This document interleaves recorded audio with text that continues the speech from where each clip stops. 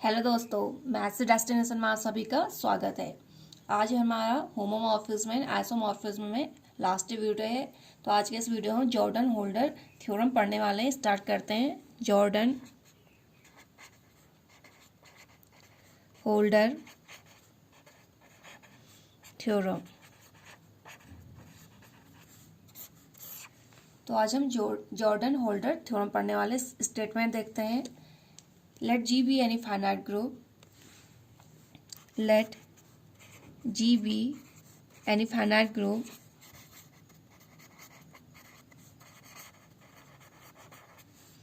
and let G H2 H3 so on up to Hn equal to identity and G K2 K3 so on up to Km equal to identity. Equation number first and equation number second. B2 composition series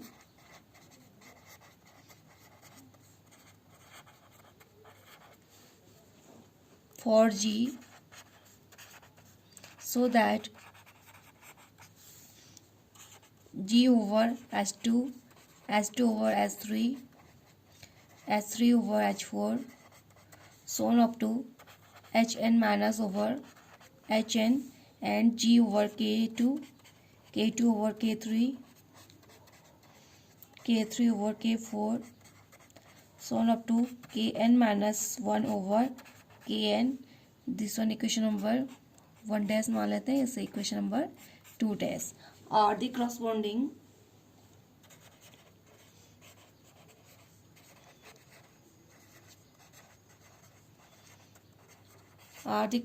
series of composition quotient groups.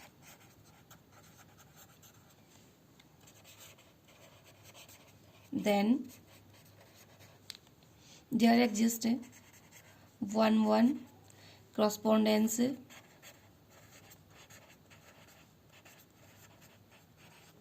of the series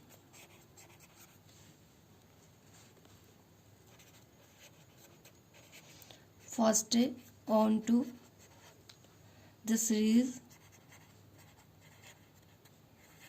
second such that corresponding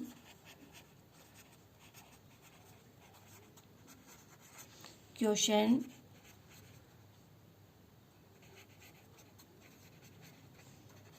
groups are isomorphic.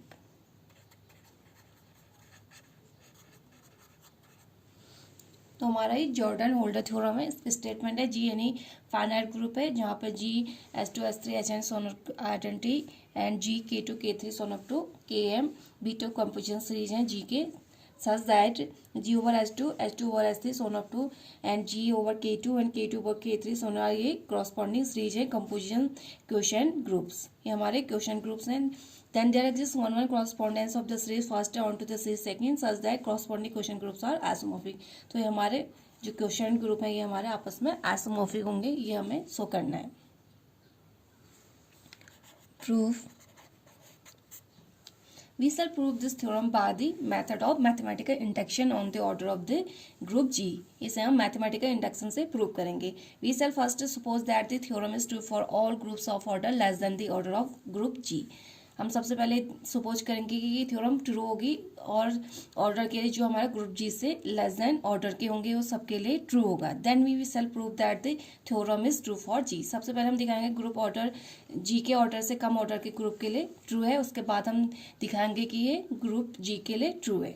This theorem is true for all groups और order 1। ये theorem हमारी group order जिसका order 1 होगा उसके लिए true होगी। There are arises 2 cases, 2 case arise होंगे। First case है हमारा थ्योरम हमारी ऑर्डर 1 के लिए ट्रू होगी। अब हम देखते हैं 2 केसेस लेके चलते हैं। फर्स्ट केस है when H2 equal to K2 so that G over H2 is equal to G over K2। हम लेके चल रहे हैं फर्स्ट केस है जब हमारे पास H2 इक्वल टू K2 के इक्वल है, तो हमारे पास G ओवर H2 भी G ओवर K2 के इक्वल हो जाएगा. After removing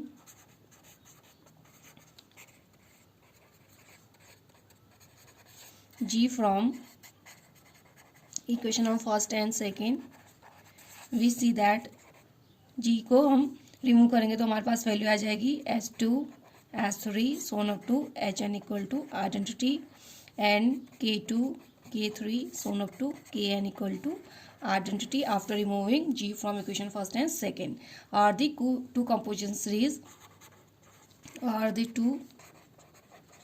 composition series for H2 and the corresponding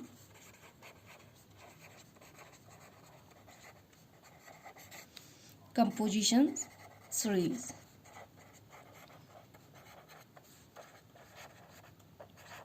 of composition quotient groups are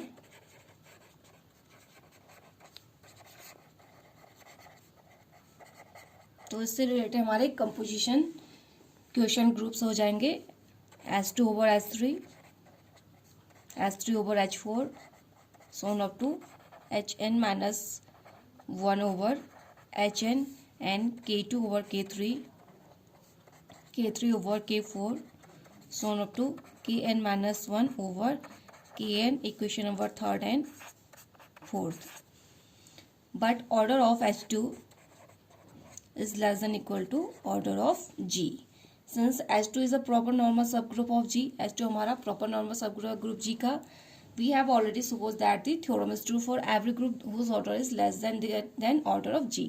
हमने suppose किया था कि theorem true होगी every group whose order is less than order of G से. जिस group का order कम होगा तो हमेशा वो क्या होगा, theorem उसके लिए true होगा. तो as a result hence theorem is true for H2. तो H2 के लिए थ्योरम क्या हो जाएगा, ट्रू हो जाएगा, क्योंकि हमने H2 हमारा क्या है ऑर्डर ग्रुप G का प्रॉपर सब ग्रुप है, इससे छोटा ऑर्डर का, तो ये इस थ्योरम ट्रू हो जाएगा. Hence theorem is true for H2. As a result of which the two series 3 and 4 are isomorphic. 3 और 4 के आपस में आइसोमॉर्फिक है and therefore also the two series 1 dash and 2 dash are isomorphic. 3 and 4 आपस में isomorphic है, तो it means 3 and 4 are isomorphic, hence 1 dash is isomorphic to 2 dash. तो हमें दिखाना था क्वेश्चन ग्रुप क्या आपस में आइसोमॉर्फिक होनी चाहिए. फर्स्ट केस में हम लेके चले थे जब H2 इक्वल टू K2 था, तो हमने दिखा था 3 और 4 आपस में आइसोमॉर्फिक है. ये 3 और 4 इक्वेशन का आपस में आइसोमॉर्फिक होंगे, तो जो क्वेश्चन ग्रुप था हमारा first dash and second dash, वो भी क्या हो जाएंगे, आपस में आइसोमॉर्फिक हो जाएंगे. तो फर्स्ट केस में तो ट्रू हो गया. सेकेंड केस देख के चलते हैं. Case second, when H2 does not equal to K2. First case H2 equal to K2 था, next case है H2 does not equal to K2. H2 into K2 is a normal subgroup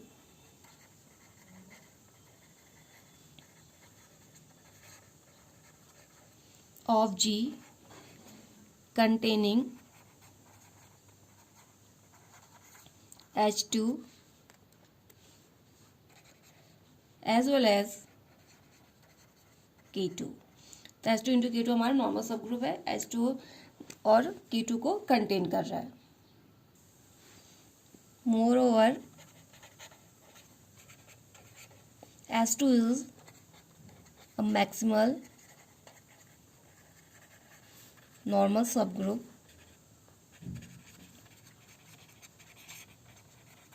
of G. Therefore H2 into K2 equal to G. By maximal normal subgroup से हमें पता है अगर H2 maximal सब group है तो H2 into K2 equal to हमारा G हो जाएगा. इसे इक्वेशन नंबर 5 मान लेते हैं. By third theorem of isomorphism, bye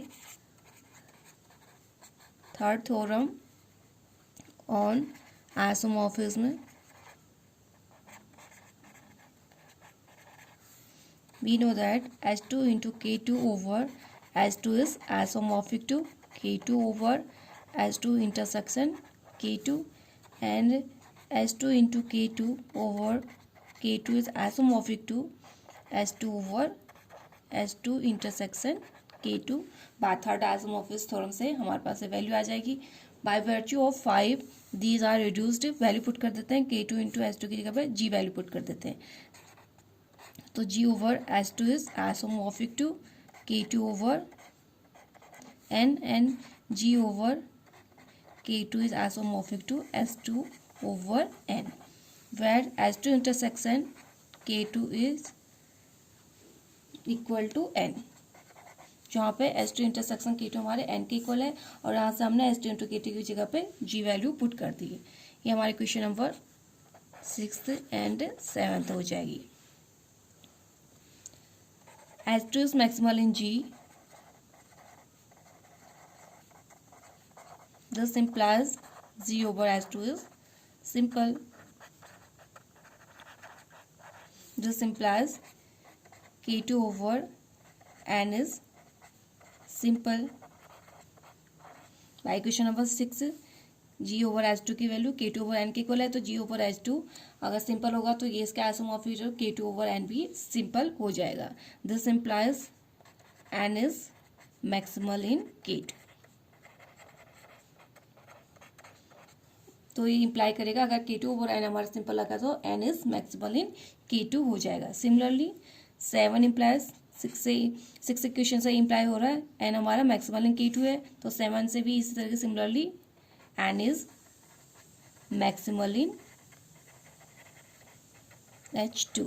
तो N हमारा K2 में भी मैक्सिमल हो जाएगा और H2 में भी मैक्सिमल हो जाएगा. Now we suppose that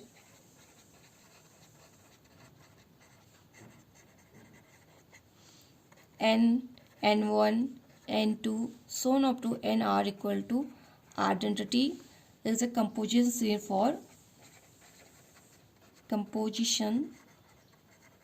series for N.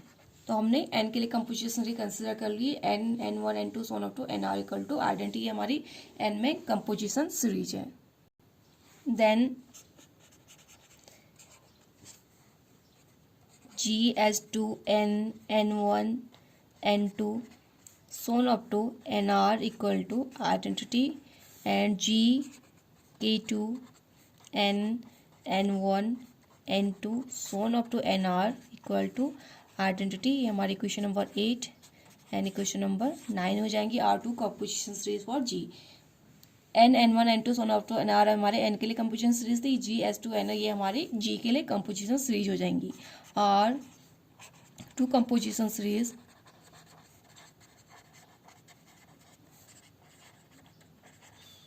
For G. ये G के लिए कंपोजिशन सीरीज हो जाएंगी. मेकिंग यूज ऑफ 6 and 7 का यूज करके let us start the composition series of composition question group of 8th and 9th. 8th और 9th के लिए हम क्वेश्चन कंपोजिशन क्वेश्चन ग्रुप लिखते हैं 8th और 9th के लिए.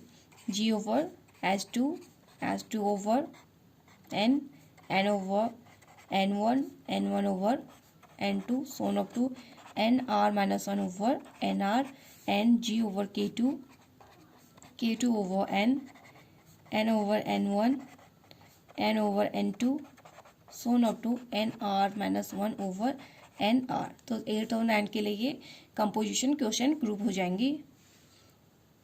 ये हमारी हो जाएगी equation number 10 and 11. In accordance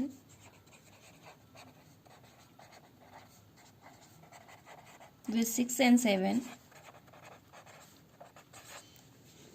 G over H2 is isomorphic to, from 6 and 7 we know that G over H2 is isomorphic to K2 over N, H2 over N is isomorphic to G over K2, N over N1 is isomorphic to N over N1 हो जाएगा. सोन of to इसी तरह से NR minus 1 over NR is isomorphic to NR minus 1 over NR.